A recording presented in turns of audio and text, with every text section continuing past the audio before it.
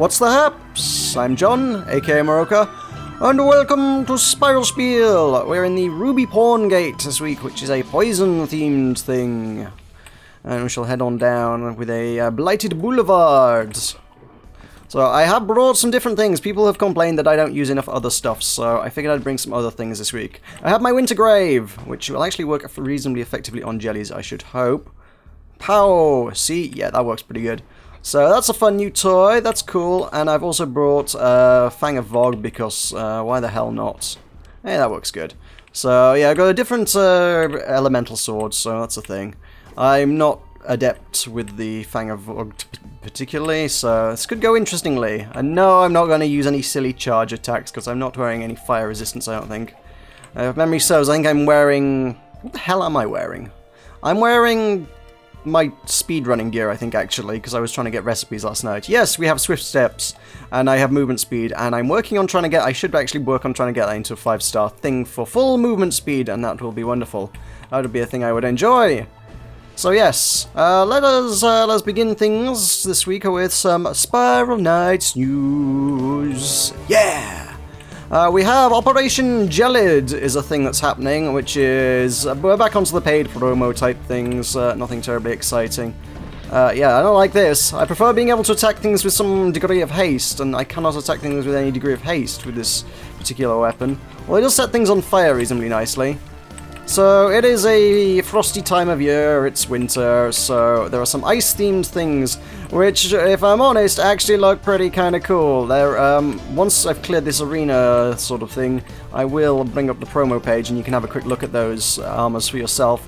The standard, you got your common reskin stuff, which is Glacial, I think is the color scheme they're calling it.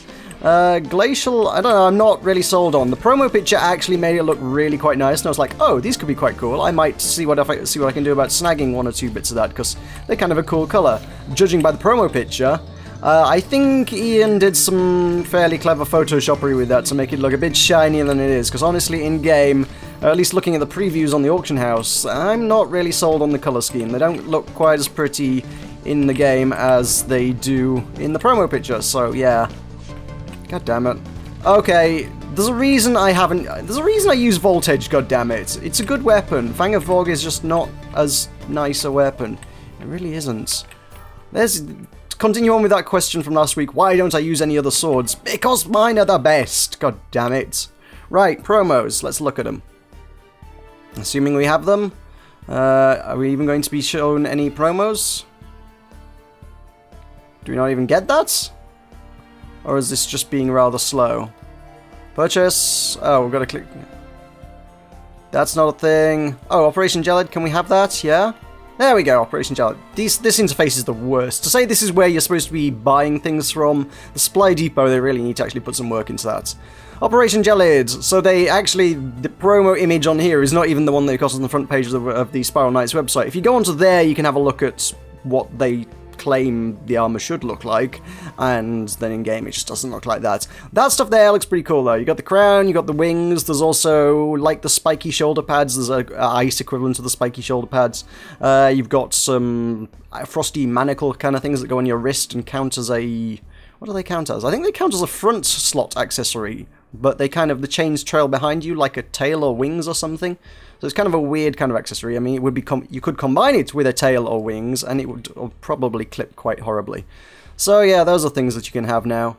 So Glacial prize boxes, they'll be around for another week if you wish to have a stab at opening those. That they are.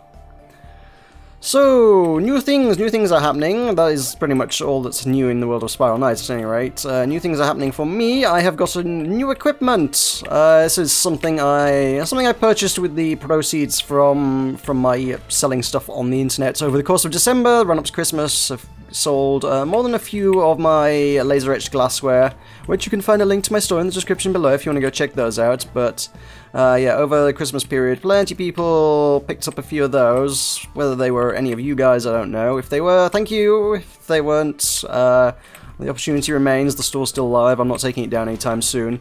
But yeah, so thank you if you bought anything. If you didn't, still go check them out, please. That'd be cool.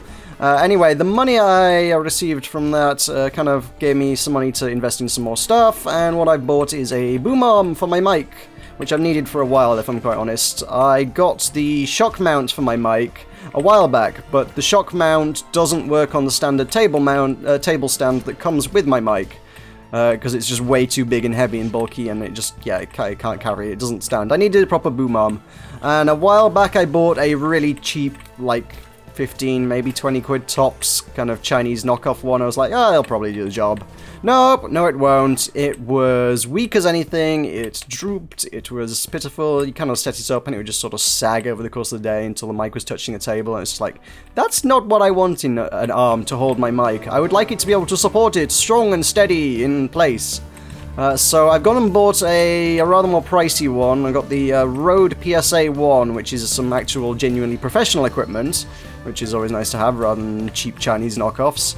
And it seems to be doing the job quite nicely. That arrived literally... Oh, changed windows there. That arrived literally this morning, and I've set it up, and so far it's holding my mic really nicely in place. And rather than having to tighten and untighten screws to adjust your mic all the time if you want to move the mic arm, you can. You just grab hold of the mic and you move it, and the arm will hold it exactly in place where you want it to be. Why did I step into the poison? That was a terrible thing for me to do. So yeah, with the Chinese one, it's like, oh, you want to adjust your mic? Well, you better undo all the screws that are holding it in place, and then you can move it, and then you gotta tighten the screws again, and that's impractical. So this kind of just holds it in place, and it's like, it holds it exactly where you leave it, which is just perfect. That's ideal. That is exactly what I wanted. So, GG Rode, I can recommend that bit of equipment, I think. That came as a recommendation from Mr. Modi Operandus on the Strangeland server, so thank you to him on the off chance that he's watching for that recommendation. Because I know he has one of these, and when I was whinging about the Chinese knockoffs in our Skype chat, he was like, oh, I've got the Rode one, the Rode one's pretty good, so... Yep, thank you for your recommendation. Much appreciated! I'm going to die here, I think, because I don't have the health to deal with this. Oh god. Oh god. That's not good. Throw down that, see if we can land a hit on you. You didn't drop any health? There we go. Told you. Right, I am switching back out to voltage next level, because screw everything about the Fang of Vogue. It's too slow. I mean, it's a medium weapon. It should be the same speed as the voltage, I would have said, but this is just, I don't know, it's not interrupting anyone, and it's, I don't know, it's just not working for me. If I wanted to deal fire, I think I would just go with a combustor, to be honest. Or I would finish making that wildfire. Speaking of wildfires, I need the recipe. If anybody wants to sell me a recipe at a affordable price, and not the, like, 50,000 that the auction house is going for, I might be interested. I've got my blazing pulsar up to level 10, but I don't have the recipe. I don't have the wildfire recipe, so yeah, that's the thing. So, ow, god damn! Did I not just? Oh, I picked up another vial of some sort. Great, great. I wanted to pick up the pill, and it's picked up the right. You get fire in your face. So, other things on the channel you should be looking for, in addition to my much improved audio, basically the upshot of this little upgrade is, aside from improved convenience for me, it should... I'm gonna have to take that pill. Aside from improved convenience for me, it should also remove a lot of sort of the impacts thing, or sound, basically noise in the background. If I nudge my table or something, often you'll get a boop on the mic. This is obviously on a kind of a springy system, so basically it should act as a shock absorber and remove much of that noise. So normally where you would hear boops in the background. Within the inside, I've noticed, yeah, often because I have to do some tinkering about with my phone to get the timer going and stuff. Every time I put my phone down on the table, there's a thunk in the background audio. So should get rid of that as well. So that should be improvement in the audio. So higher quality for you folks at home, which is always good. Always good. I could heat up my Fang of Vogue. I don't think I will, but I could. I could almost heat up my Charged Quicksilver Mail. That would be good. Yes, other things on the channel. You should be watching 80 Days. I don't think many people are. I started my 80 Days. I've been excited to do this for several weeks now, since I found this game and found I could run it on my PC on the Android emulator thing. I was like, oh man, I can't wait to do this, but I'm still in the middle of doing Cherry Tree High, and I should probably do it after Cherry Tree High because it's more reading stuff. And I guess not everyone's into the whole reading stuff, but Oh, I can't change my weapon here? Oh, okay. I guess not everyone's into the whole reading stuff, but I don't know, 80 Days is such a good game, and I would encourage people to go watch that series, because I'm having a blast with it. I really am.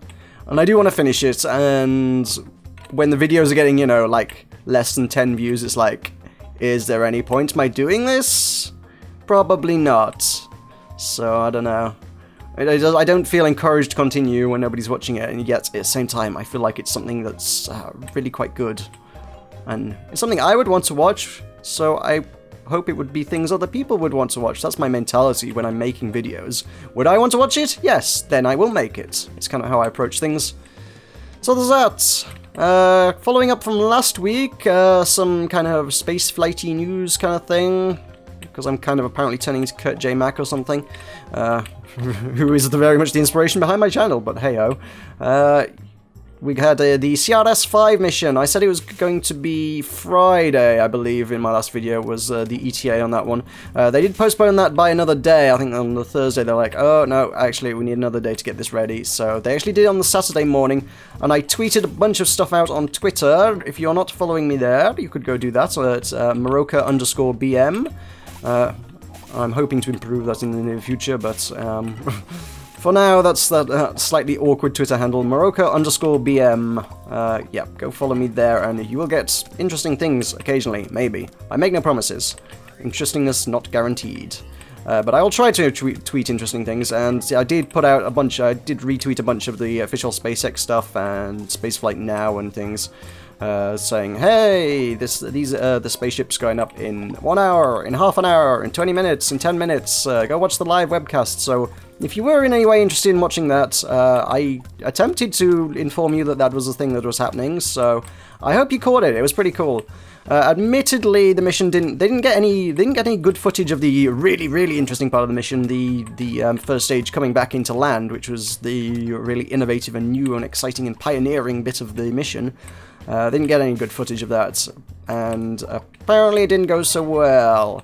They had some sort of fins on the side of it that were supposed to act as kind of I guess a kind of an air brake kind of thing, I suppose, is what that would be, and it was held in place with hydraulics. They sort of deployed it as it was coming into re-entry with hydraulics, otherwise they would otherwise stowed flat, and apparently they put 10% too little hydraulic fluid in, so the fins weren't deployed all the way down, which they kind of needed to be in order to slow it down enough for a decent landing. So I think that was one of the issues with it.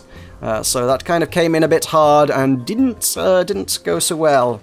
But I think it went a lot better than most people ever hoped. So like I say, normally you can sort of anticipate these things landing within about like a 10-kilometer radius. In this case, they were aiming for like a few hundred meters, and they weren't so far off. So that was pretty interesting stuff.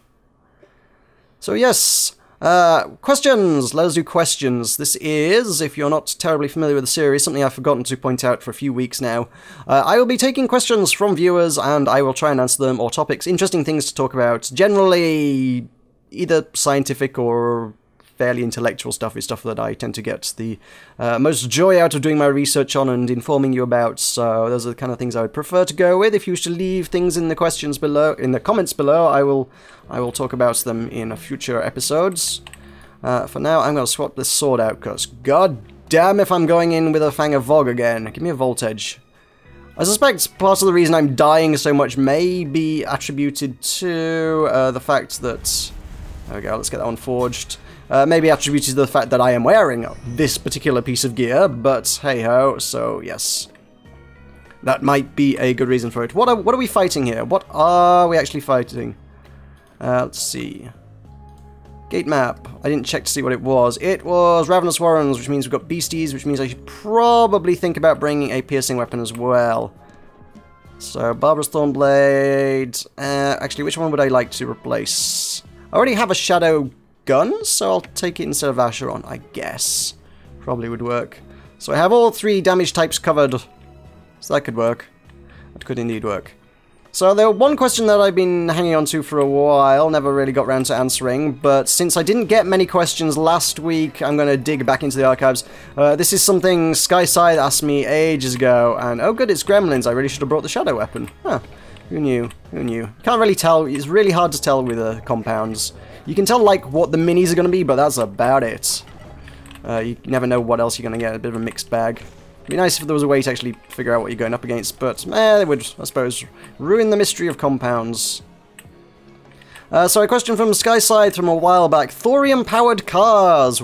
Why do or don't they work? Any gripes or praises for them? I was not particularly familiar with the concept of thorium-powered cars. This is, as far as I can make out, probably inspired by a Thunderfoot video, because it seems like Skyside is a fan of the man, and he's linked me to other stuff from Thunderfoot in the past and gone, hey, look at this guy's interesting. And yeah, I've voiced my concerns about his content in the past, to be honest. I'm not necessarily... Yeah, I think his stuff's interesting, but I don't think it's necessarily the best stuff it could be. I think there are issues, but I'm not going to go into that now. I will note that basically his stance on that, his stuff is generally debunking really outlandish things. Things tend to get hyped in the media, and I guess a while back, was it Cadillac? I think produced sort of some stuff saying, hey, look at this thorium-powered car. You can run your car for 100 years on 8 grams of fuel. And everyone's like, oh my god, this is amazing, this is fantastic, this is going to revolutionize transport, it's going to change transportation forever, this is amazing, this is wonderful. And it seems like one of the biggest perpetrators of a myth about this vehicle, about sort of overhyping it and getting the facts wrong, were Mashable. Was it Mashable? Or was it Mashable or BuzzFeed? One of the two. Either way, they're both kind of your clickbait kind of sites, and I don't think it really matters which one it was. They're both sites with not a whole heck of a lot of a great reputation for being high-quality content. It's just generally clickbait. So, hey, here's a car that you can run for 100 years on 8 grams of fuel. Yep, that's a headline that people will click on regardless of the level of the content. And you know what? I turned auto-aim off for something earlier in the week, and now I'm regretting not having it on, because I'm missing all my targets, because I'm used to having that on. I am used to just clicking mindlessly and hitting things, and it's not working today. Which also might be a reason why I'm getting killed. Let's find that one and put that one back on. Auto-target by default. Yep, yoink. There we go.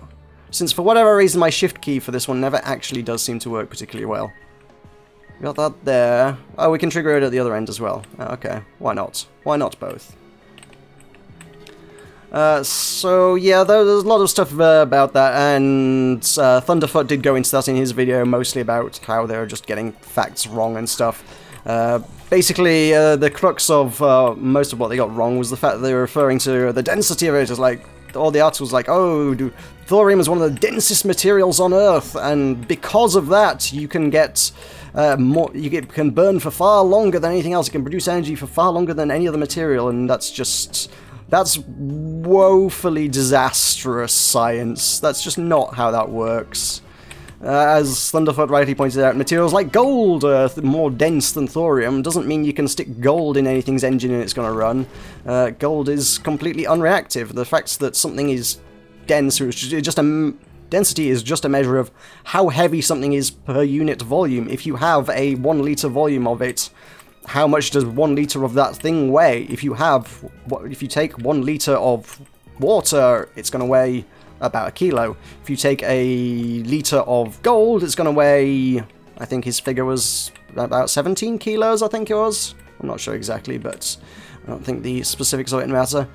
So that's just plain wrong. But again, kind of Thunderfoot's kind of thing is going into safety and how this couldn't work and chemical reactions and nitty-gritty. And I'm afraid when I'm presented with this, my first reaction is a little bit more simple, a bit more literal.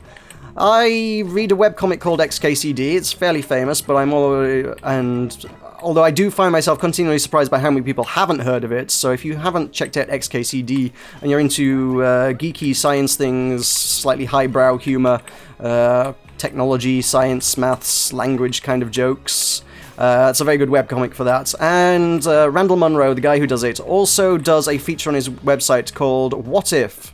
It's supposed to be weekly, but he's not been too great at doing it weekly lately.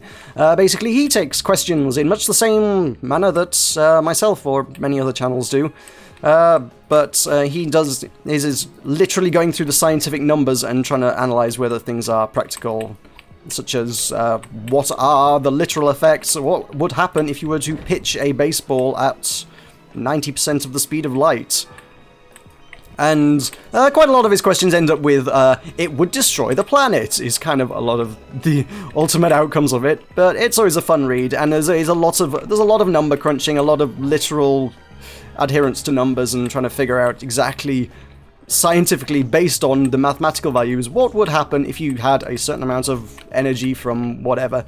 So that was kind of my interpretation when you say, okay, we've got 8 grams of thorium, and we're trying to power a car for 100 years. So my reaction was not, oh, what are the safety concerns with this? I just wanted to boil it down to the most basic facts. So I'm going with the numbers here. So if you don't like numbers, sorry, we got numbers.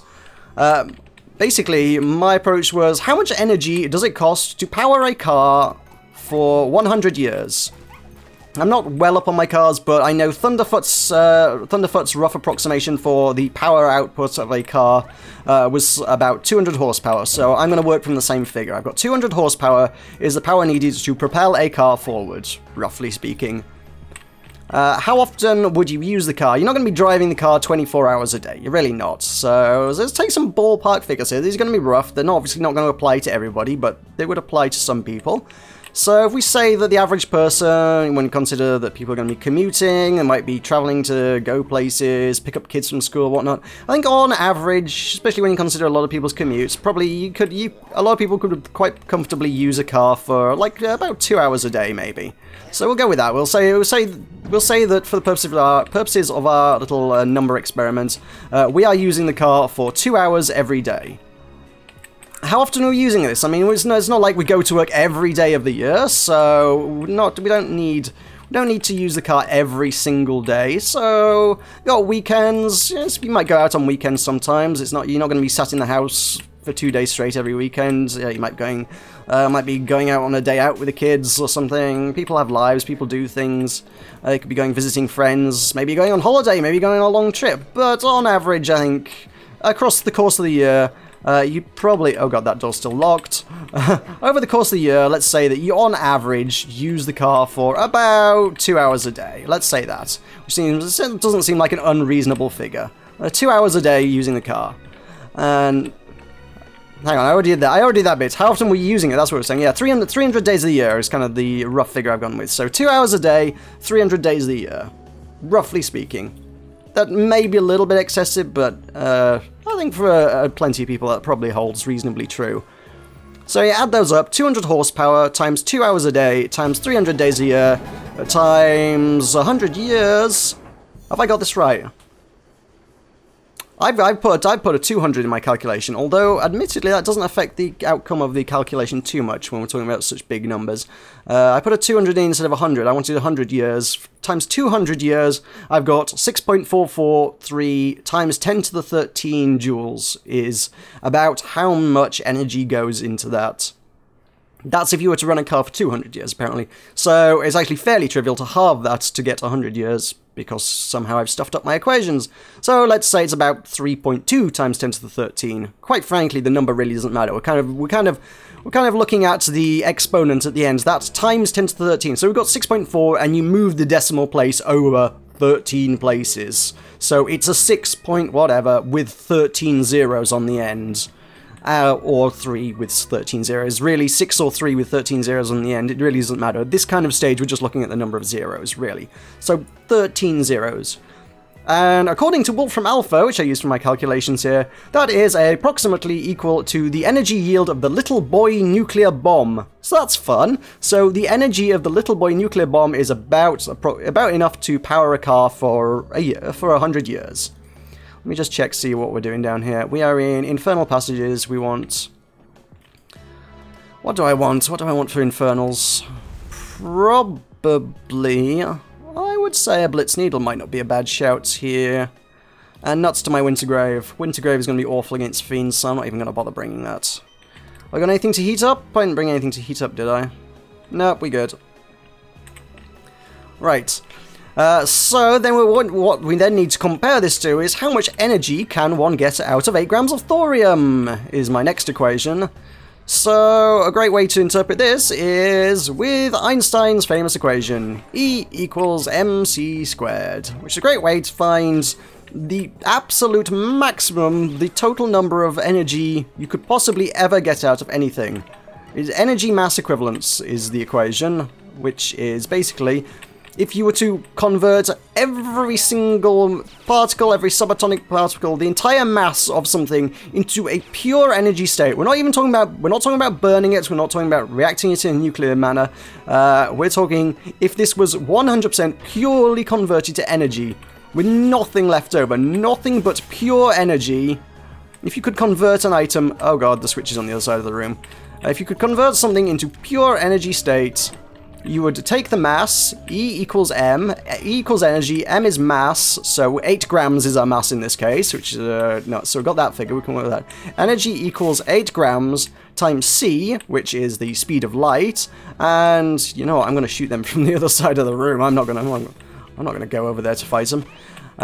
C is the speed of light, and squared is squared, so it's the speed of light squared. Energy equals the mass of your item times the speed of light squared, and that holds true for anything. If you want to find out exactly how much potential stored energy there is in anything whatsoever, if you completely 100% convert it to an energy state, E equals mc squared is the equation you need. So, we can use that. That is exactly what we need here, just for absolutely most fundamental, literal basic sense of interpreting this particular problem. We can then say, well, we've got 8 times the speed of light squared is exactly how many joules there are in 8 grams of thorium. So that works out quite nicely. So punch that one into a calculator and we come up with 7.1, no, not, what have we got? 7.19 times 10 to the 14 is what I've got for that one. I believe. Let me just check my... Yeah, 7.19 times 10 to the 14... I really... Yeah, 7.19 times 10 to the 14 joules, yes. The problem with Wolfram Alpha is it gives you it in a bunch of different units, and it's like, are these all equivalent? And it's, yeah, they are, because they're all 7.19 times 10 to the 14. It could be in Newton meters, it could be in joules, it can be in ergs, it can be in gigawatt, it's not gigawatt hours, but kilogram meters squared per second squared. These are all equivalent units. If you actually go through the equations and the mathematics, you would find that kilogram meters squared per second squared is actually an equivalent unit to a joule, which is obviously your fundamental units of energy. So we know how much energy is needed to power a car, and we know how much energy there is in the thorium, in 8 grams of thorium. And there isn't a whole dramatic amount of difference, if we're honest. It's about an order of magnitude, really, about 10 times. So we've got a number, which is whatever number, with 13 zeros on the ends needed to power the car. And we've got a number, which is whatever number, with 14 zeros on the end, needed is the amount of energy stored in the thorium. So, yes, at the most fundamental, basic level, at the absolute basic level, if you had a scientific method, some way of completely converting thorium into energy, yes, there is enough energy in that to propel your car for 100 years. Is there any practical way in the world of doing that? Nope. No, there is not. There just isn't. We know that these are the figures, we can do the maths, we can figure these out, we can know exactly how much energy is in there. We have no way of getting that energy. That energy is stored in the thorium. You have no way of making it not thorium. You can't turn that thorium into energy. The thorium will always be a lump of metal, radioactive or otherwise, it's still just a lump of metal, and there's very little you can do about that. If it was more trivial to actually release the energy and things, that would make almost anything in the world extremely dangerous, because obviously 8 grams of thorium, 8 grams of water, 8 grams of air, you name it, it's all got the same stored energy. Because obviously, going back to what we were talking about with densities, obviously 8 grams of water would be would take up a slightly larger volume than 8 grams of thorium, and 8 grams of air would take up a much larger volume, but at the end of the day, the actual amount of stored energy within those is exactly the same amount. The amount of energy stored within there is, you would get the same 7.19 times 10 to the 14 joules of energy within 8 grams of anything, be it thorium or otherwise. Mercifully, there is no way to access that, because, as I say, that would be extremely dangerous to a lot of people, if that were the case. I think the only way I can think of, and I may be wildly off on this, so someone could correct me if I'm wrong, but I think the only way you could genuinely get that energy is antimatter. If you had 4 grams of antimatter and 4 grams of matter, you could get that same energy. But at the same time, you have no really controlled way of doing that. Not that I can think of offhand anyway. I suppose if you did it really slowly, because obviously you got fuel in the car, but you don't explode it. And you explode it. Cars work on explosions, let's be honest. That's what they do. It's just lots and lots and lots of really controlled explosions is the way it works. You pump a tiny, tiny, tiny amount of petroleum in a gaseous form into the chamber, and then you compress and explode it, which is how the pistons work, and it makes the car go. As far as I understand cars, at any rate. Which is probably not terribly well, but hey-ho. I think I've got a reasonable idea on the basics for internal combustion engine, at any rate. So it is an explosion, nonetheless. It is a tiny, tiny explosion, and there are many, many, many of them happening. And I suppose, in theory, if you could make that work in a controlled enough manner, if you had some way of taking the antimatter and, well, containing it in such a way that it didn't just annihilate with whatever other matter it actually received, you could sort of feed it in. And assuming you have a way to control antimatter, which is pretty impressive in the first place, you could then annihilate that with matter in a very, very slow and contained procedure. You'd probably be talking on like an atomic scale at this point. It'd be like feeding atoms in at a time, I think. And they would explode, and then you could potentially make some manner of engine go based on that. Maybe? I think. But that's not really a practical solution. It's certainly not within the realms of anything we've got going today. This is purely within the realms of speculative science fiction, and mostly my brain. So yes, if you had 4 grams of anti-thorium and 4 grams of thorium, yeah, you could power a car off thorium. If you don't have that anti-thorium, no you can't, and quite frankly, you ain't got any way to control that. In any other circumstance, if you put 4 grams with thorium, with 4 grams of anti-thorium, all you're going to get is you're going to get basically 7.19 times 10 to the 14 joules of energy in one place. All at once. It's kind of a lot of energy. It is, thank you again Wolfram Alpha for the conversion, it is 1/14 of the impact energy which formed Meteor Crater in Arizona.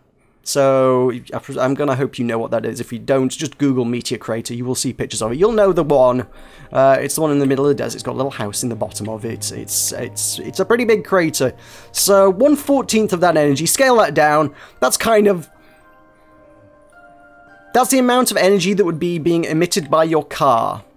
It's kind of a lot of energy. You wouldn't want your car to emit that much energy all at once. That's it. That was... Even if you had a system of controlling it, would you want that? Would you be trusting that system not to go wrong? What if it pumped too much antimatter in at once? Suddenly you've got 1/14 of the meteor crater in Arizona, where your car used to be. Ooh, there's a winter grave recipe. That will sell. That will definitely sell, I'm quite sure. However, it does not have the wildfire recipe, which I'm looking for, I don't believe. No, I didn't see that on there. Nope, nothing terribly exciting, I don't think. There's an Avenger. Does anybody buy those these days? I'm not sure if they do. Anyway, that'll do me for today, I think. That is enough doing mathematics. That was an interesting one. I quite liked being able to do those numbers and come up with something interesting, which I think is... I didn't watch all of Thunderfoot's video, I will confess, but I quite like what I think is an alternative approach to it, to the way that he did it, so that was cool. So anyway, yeah, so as I say, leave topics and questions and things in the comments below so that I have something interesting and new to talk about next week, because that's always fun to do. And yes, thank you very much for watching. I've been Meroka, this has been Spiel. I'll see you next time.